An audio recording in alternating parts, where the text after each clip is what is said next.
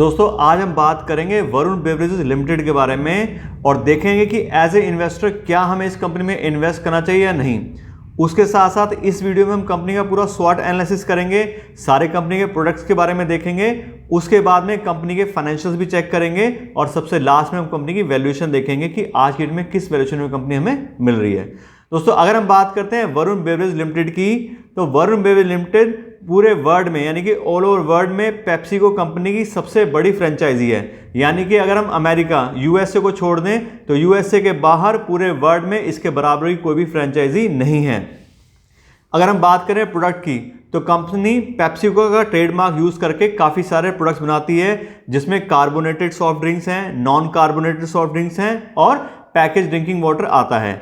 खास करके हम बात करें उन ब्रांड्स की जो कंपनी के पास लाइसेंस में है इस पेप्सिको कंपनी के, तो वो अगर हम देखते हैं तो यहाँ पे इसके पास अवेलेबल है Pepsi, Pepsi black, Pepsi diet, उसके अलावा माउंटेन ड्यू, मिरिंडा, 7 अप, इस तरह के सारे ब्रांड्स अवेलेबल हैं। उसके अलावा अगर हम जूस बेस्ड ड्रिंक की बात करें तो 7 अप नींबूज हो गया, स्टिंग है, लिप्टन आइस टी भी है इसके पास में, फिर ट्रॉपिकाना के जो सारे जूसेस आते हैं वो भी इसी कंपनी के पास में है, ट्रॉपिकाना स्लाइस है और पैकेज ड्रिंकिंग वाटर में एक्वाफीना है। तो ये सारे प्रोडक्ट्स ऐसे हैं जिनको किसी भी इंट्रोडक्शन की जरूरत नहीं है।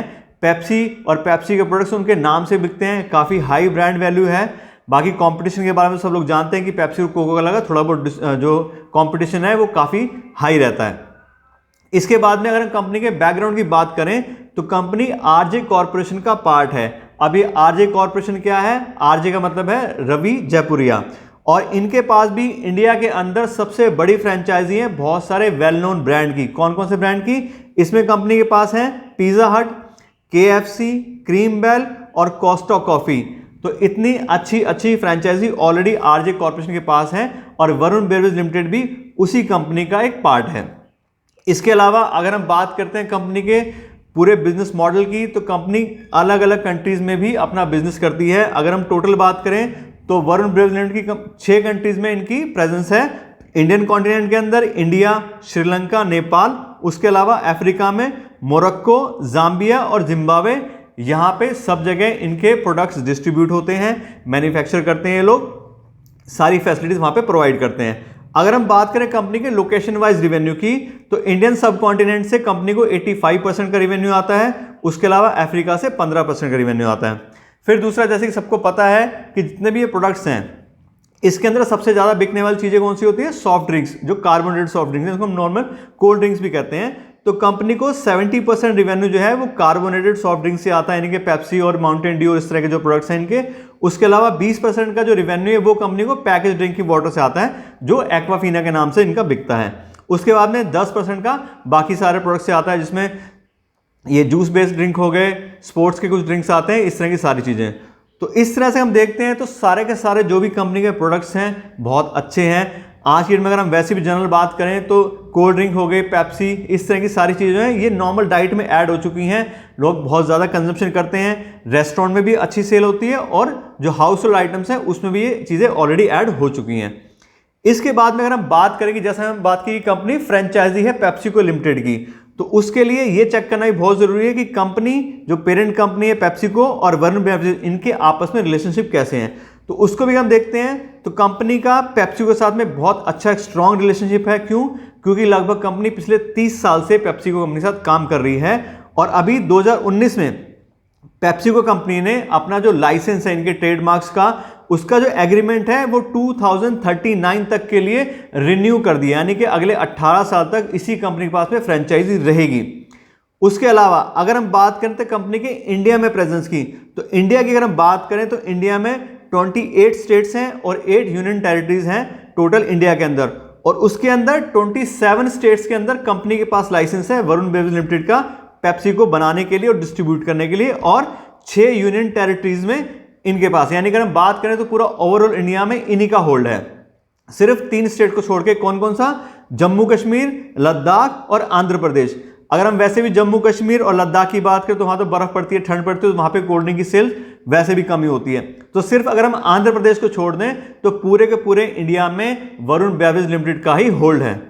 तो इस तरह से जो भी कंपनी के प्रोडक्ट्स हमने अब तक बात की, कंपनी के मार्केट रीच के बारे में बात करी, बिजनेस मॉडल की बात की तो उसके हिसाब से हम बिल्कुल क्लियरली कह सकते हैं कंपनी का बिजनेस बहुत अच्छा है। और जैसा मैंने बताया कि अगले 18 साल का लाइसेंस एग्रीमेंट इन्हीं के पास में है, तो कंपनी का फ्यूचर भी बहुत बढ़िया है। तो अभी तक तो बात हुई कंपनी के प्रोडक्ट्स की और कंपनी के मार्केट रीच के बारे में। अब एज ए इन्वेस्टर हम लोग चेक करेंगे कंपनी के फाइनेंशियल्स हमें क्या देते हैं, और अलग अलग पैरामीटर्स हम कंपनी के चेक करेंगे, कुछ की रेशियोज चेक करेंगे जिससे हमें पता लग सके कंपनी के जो फाइनेंशियल्स हैं वो हमें क्या करेक्ट इन्फॉर्मेशन कंपनी वाले देखते हैं। तो अगर हम पिछले 5 साल की कंपनी का डेटा देखते हैं तो सबसे पहले हम चेक करते हैं रिवेन्यू। तो अगर हम रिवेन्यू की बात करें तो 2016 से लेके 2020 तक हर साल लगभग कंपनी के जो रिवेन्यूज हैं वो इंक्रीज हुए हैं। 2016 में 3,833 करोड़ रुपए का रिवेन्यू था, जो कि 2019 में बढ़ के 7,130 करोड़ रुपए हो गया था। दिसंबर के अंदर रिवेन्यू का डिक्लाइन आया, क्यों? क्योंकि दिसंबर के अंदर कोरोना वायरस आ गया था, उसने बुरी तरह से इकोनॉमी को हिट किया है। सारे जो रेस्टोरेंट थे वो भी बंद हो गए और वैसे भी कंजम्पशन हर चीज की कम हो गई थी। तो दिसंबर 2020 में जो इनके फाइनेंशियल्स हैं उसमें इनका रिवेन्यू कम हुआ है, लेकिन वो भी बहुत ज्यादा कम नहीं है। 2019 में 7,130 करोड़ रुपए था और दिसंबर 2020 में 6,450 करोड़ रुपए का रेवेन्यू आ गया है। तो डिक्लाइन जरूर आया, लेकिन बहुत बड़ा डिक्लाइन नहीं है। क्यों? क्योंकि उसका रीजन वही है कि ये सारे प्रोडक्ट ही ऐसे हैं कि ये डेली कंजम्पशन में लोगों के आ चुके हैं और ये बेसिक नीड आज की डेट में लोगों की बन चुके हैं। उसके बाद में अगला जो की रेशो या जो पैरामीटर है जिसको हम कंपनी को चेक करते हैं वो है ग्रॉस प्रॉफिट मार्जिन, कि कंपनी को ग्रॉस प्रॉफिट मार्जिन के हिसाब से क्या देखते हैं हम। तो यहां पे अगर हम वरुण बेवरेज का ग्रॉस प्रॉफिट मार्जिन देखते हैं तो 2016 में 53% है, 2017 में 53% है, 2019 में 54% हो गया और दिसंबर 2020 का जो फाइनेंशियल आए थे इनके उसमें 56% है। यानी कि हर साल पिछले 5 साल से 50% प्लस में इसके जो ग्रॉस प्रॉफिट है वो आ रहा है। इसका मतलब क्या है कि कंपनी अपना जो भी रॉ मटेरियल है वो अच्छे से परचेज करती है, अपनी लेबर कॉस्ट को अच्छे से मेंटेन कर रही है, और क्योंकि कंपनी के पास ब्रांड है तो उसकी प्राइसिंग भी कंपनी अच्छे से कर पा रही है, इसलिए इतने अच्छे कंपनी को ग्रॉस प्रॉफिट मार्जिन मिल रहे हैं। उसके बाद में बात करते हैं अगला ऑपरेटिंग प्रॉफिट मार्जिन के बारे में। तो ये भी हम देखते हैं तो कंपनी का 12%, 14%, 15% इस तरह से काफी अच्छा ऑपरेटिंग प्रॉफिट मार्जिन है। क्यों? क्योंकि ये जो कंपनीज हैं इसमें आपने देखा होगा बहुत सारे एड कैंपेन्स रन करने पड़ते हैं, सेलिब्रिटीज के साथ में ऐड आते हैं, तो कंपनी का एडवर्टीजमेंट का काफी एक्सपेंस रहता है। लेकिन फिर भी अगर हम बात करें तो कंपनी एक हेल्दी ऑपरेटिंग प्रॉफिट मेंटेन कर रही है।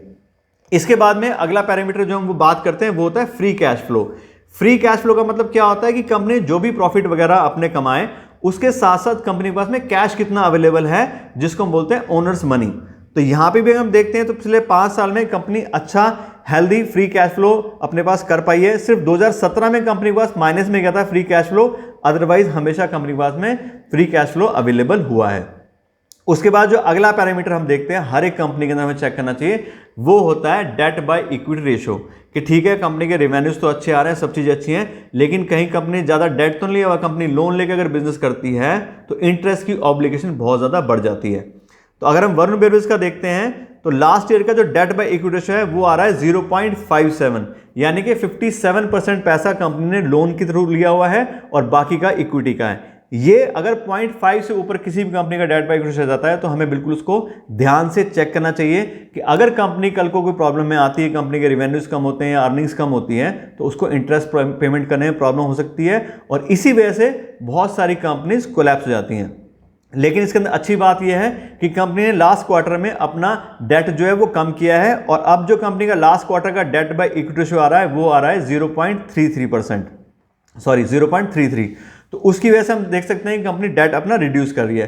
प्लस जैसा होता है कि अगर 0.5 से ऊपर कंपनी का डेट जाता है तो उसके लिए हम एक और कंपनी का रेशियो चेक करते हैं, उसको बोलते हैं इंटरेस्ट कवरेज रेशियो, कि ठीक है कंपनी को इंटरेस्ट तो पे करना है लेकिन उनके पास अर्निंग्स कितनी है जिसके अगेंस्ट वो आराम से अपना इंटरेस्ट पे कर सकती है नहीं।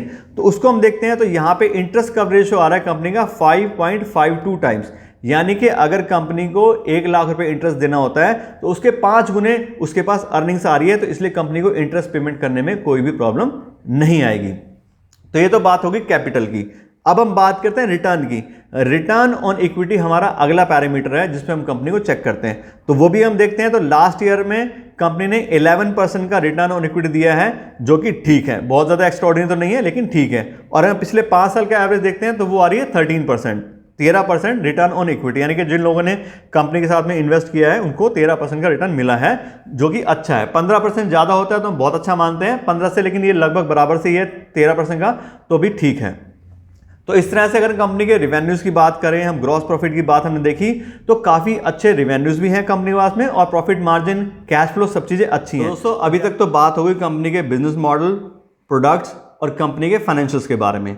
अब हम चेक करें कंपनी की वैल्यूएशन कि आज की कंपनी में किस वैल्यू पे अवेलेबल हो रही है और उसकी फेयर वैल्यू क्या बनती है। तो किसी भी कंपनी को वैल्यू करने के लिए मैं यूज़ करता हूँ डिस्काउंटेड कैश फ्लो एनालिसिस। और अगर आप नहीं जानते कि डिस्काउंटेड कैश फ्लो एनालिसिस क्या होता है, तो उसकी डिटेल वीडियो मैंने एक अलग से बना रखी है, आप मेरे चैनल पे उसको चेक कर सकते हैं। और डिस्काउंटेड कैश फ्लो एनालिसिस के अंदर हम लोग अर्निंग के ऊपर कंपनी को वैल्यू करते हैं। तो यहाँ पे जो मैं ले रहा हूँ वो मैं ले रहा हूँ फ्री कैश फ्लो। तो पिछले 3 साल का जो फ्री कैश फ्लो है वरुण बेवरेज लिमिटेड का, वो है 382 करोड़ रुपीज़। इसमें हम ये मान के चलते हैं कि कंपनी हर साल ऐसे ही अपने फ्री कैश फ्लो जनरेट करेगी और उनके अंदर इंक्रीजमेंट भी होता रहेगा। तो उसके हिसाब से जो आज की डेट में कंपनी की फेयर वैल्यू बनती है वो आए 19,000 करोड़ रुपए। यानी कि अगर हम 382 करोड़ रुपए हर साल कमाना चाहते हैं तो उसके हिसाब से आज की डेट में हमें 19,000 करोड़ रुपए पे करने पड़ेंगे वरुण बेवरेज लिमिटेड को। तो हमें पूरी कंपनी तो खरीदनी नहीं है, हमें कुछ शेयर्स खरीदने हैं। तो अगर हम पर शेयर वैल्यू निकालते हैं तो वो आती है 440 रुपए पर शेयर। यानी कि अगर हम 440 रुपए पर शेयर पे वरुण बेवरेज कंपनी को लिमिटेड को खरीदेंगे तो वो हम एक फेयर वैल्यूज को देंगे। बट फेयर वैल्यू में प्रॉब्लम क्या आती है कि जो भी हमने डेटा एनालाइज करा, जो भी चीज़ें देखी हैं, वो क्या है, वो पास्ट रिकॉर्ड है। फ्यूचर का कंपनी में क्या होना है वो किसी को नहीं पता। तो उसके लिए हम पहले से ही अपना जो रिस्क है उसको मैनेज करके चलते हैं, उसको हम बोलते हैं margin of safety. Margin of safety के अंदर क्या होता है कि जो भी कंपनी की फेयर वैल्यू है उसके 50% पे हमें उसके शेयर्स खरीदने चाहिए। तो 440 रुपए फेयर वैल्यू के हिसाब से जो 50% बना वो बना 220 रुपए पर शेयर। अगर हम 220 रुपए पर शेयर पे खरीदेंगे तो हम काफ़ी अच्छा एक मार्जिन अपने साथ लेके चलेंगे सेफ्टी के लिए। अब ये इंडिविजुअल बात है कि आप किस प्राइस पे कंपनी को लेना चाहते हैं, आप उसकी क्या अंडरस्टैंडिंग है, फ्यूचर के हिसाब से आप क्या देखते हैं, तो आप अपने हिसाब से वैल्यूएशन कर सकते हैं, देख सकते हैं। ये सिर्फ एक आइडिया के लिए आपको बता रहे हैं। और अगर हम बात करें आज में करंट शेयर प्राइस की तो वो है 1,000 रुपये के आसपास का। तो हम चाह रहे हैं 220 रुपये खरीदना और प्राइस है 1,000 रुपये। अब ये गैप तो बहुत ज़्यादा है, इसको हम कैसे मेंटेन कर सकते हैं? इसके 2 तरीके हैं। या तो हम वेट करें कि हाँ भाई इस कंपनी का प्राइस कम हो, उसके बहुत सारे रीजन हो सकते हैं, कभी मार्केट में रिसेशन आता है तो, या फिर कभी कभार किसी कंपनी में कोई टेम्परेरी प्रॉब्लम आती है तो लोग उसको अनपॉपुलर मान लेते हैं, उसके बिजनेस में इंटरेस्ट नहीं लेते, तो उसका शेयर प्राइस कम हो जाता है। ये 2 तरीके हो सकते हैं। या फिर क्या है कि हम और दूसरी कंपनीज को भी देख सकते हैं जो हमारे को हमारी वैल्यूएशन के हिसाब से मिले। उस तरीके से अगर हम करेंगे तो हम जो अपने प्रॉफिट हैं उसके चांसेस को भी बढ़ाएंगे और जो हमारा रिस्क है वो भी हम अच्छे से मैनेज कर लेंगे। तो आशा करता हूं आपको वीडियो अच्छी लगी होगी। आपको पूरी डिटेल्स दे दी हैं। कंपनी का बिजनेस मॉडल बहुत अच्छा है, कंपनी के रिवेन्यूज भी काफ़ी अच्छे हैं, प्रॉफिट मार्जिन काफ़ी अच्छा है, सिर्फ हमें उसको सही वैल्यूएशन पे खरीदने की कोशिश करनी है। तो आशा करता हूं आपको वीडियो अच्छी लगी होगी। आप इसको लाइक और शेयर जरूर कीजिएगा और मेरे चैनल को भी सब्सक्राइब कर लीजिएगा। Thank you so much.